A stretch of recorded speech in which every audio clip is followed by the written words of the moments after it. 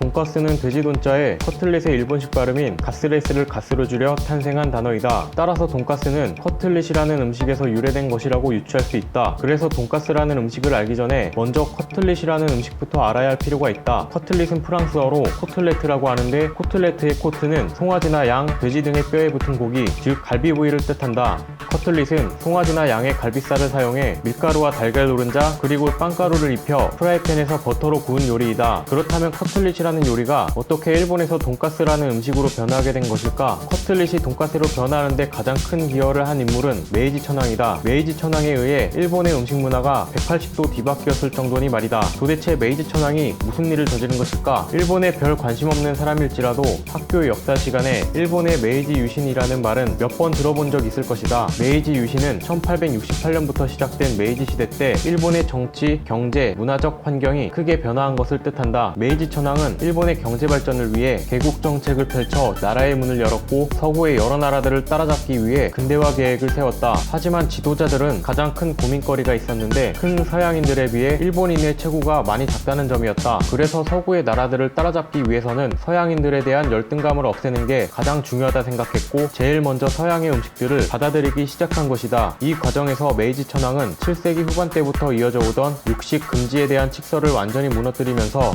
1872년에 육식을 해금하게 된다. 일본인들은 무려 1200년 만에 육류 섭취를 할 수 있게 된 것이다. 이때부터 일본의 음식이 급격하게 발전되기 시작했다. 메이지 유신이 요리 유신이라고 불리우는 이유도 이 때문이다. 하지만 육식이 해금된 지 얼마 안 된 초기에는 1200년 동안 고기를 먹어본 적도 없던 일본인들은 냄새나는 육류 섭취에 대한 거부감을 갖기도 했고 고기를 사용한 조리법도 전혀 몰랐기 때문에 육류 음식의 발전이 더딘 편이었다. 그러다가 서양 요리법으로부터 착안된 쇠고기 전골이라는 요리가 탄생하면서 일본 전역에 점차 유행하기 시작했고 이를 계기로 육류의 수요가 크게 증가하게 되었다. 이후 일본에서는 스키야키와 같은 다양한 육류 요리가 탄생하게 되었다. 하지만 커틀릿이라는 음식만큼은 대중화가 잘 되지 않은 편이었는데 이는 서양의 식사예법이 일본의 문화와는 전혀 다르기도 했고 또 어려웠기 때문이었다. 그래서 일본인들은 커틀릿을 자신들만의 방식으로 변화시키기로 생각했고 그 음식은 변화의 변화를 거쳐 60년이라는 긴 시간이 흐른 후에야 우리가 돈가스라고 부르는 음식이 탄생하게 된 것이다. 어쩌면 돈가스가 탄생한 60년이라는 시간은 긴 시간이 아닐지도 모른다. 왜냐하면 1200년 동안 먹지 못했던 육식에 대한 맛이 일본인들에게는 익숙해져야만 했고 포르투갈 사람들로부터 전수받은 튀김이라는 조리법을 일본 음식에서 자연스럽게 활용할 수 있는 일식의 일부분이 되어야만 했으며 빵가루를 사용하는 돈가스 특성상 빵이 대중화되기 전까지는 만들어질 수 없는 음식이라는 것을 감안해야 하기 때문이다. 그렇다면 해금된 지 60년 만에 탄생한 돈가스는 커틀릿과 무엇이 다를까? 첫째, 주로 소고기나 양고기를 사용하는 커틀릿과는 다르게 돼지고기를 사용하는 것이다. 둘째, 그 돼지고기는 두꺼운 돼지고기를 사용하는 점이다. 셋째, 고기 요리에는 익힌 채소를 내는 커틀릿과는 달리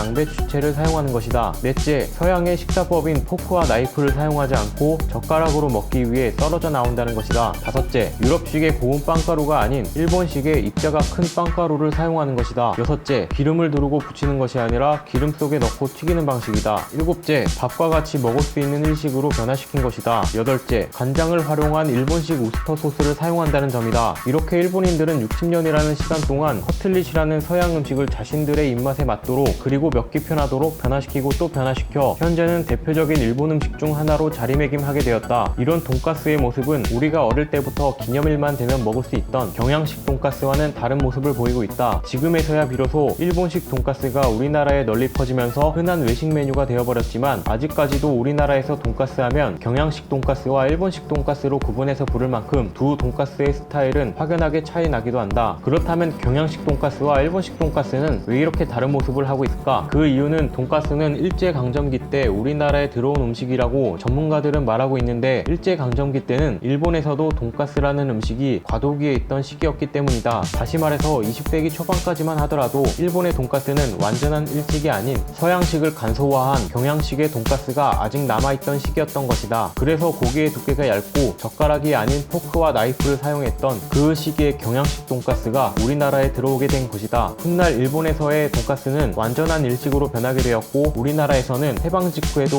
돈가스는 서양 음식이다 라는 인식으로 인해 돈가스는 특별한 일이 있을 때 먹을 수 있는 고급 음식으로 인식된 것이다. 이렇게 5분도 안 되는 시간에 돈가스의 탄생 이야기 그리고 우리나라의 경양식 돈가스와 일본식 돈가스의 차이점에 대해서 알게 되었다. 주문한 음식을 사진 찍어 SNS SNS에 올리거나 친구와 맛을 공유하며 음식을 즐기는 것만큼 음식에 대한 이야기를 알고 먹는다면 맛과 재미가 더해질 수 있다. 이 영상 이후에는 우리나라에서 유명한 돈가스 집의 리뷰와 함께 다른 재미있는 음식 이야기도 준비되어 있으니 구독과 좋아요 부탁드립니다.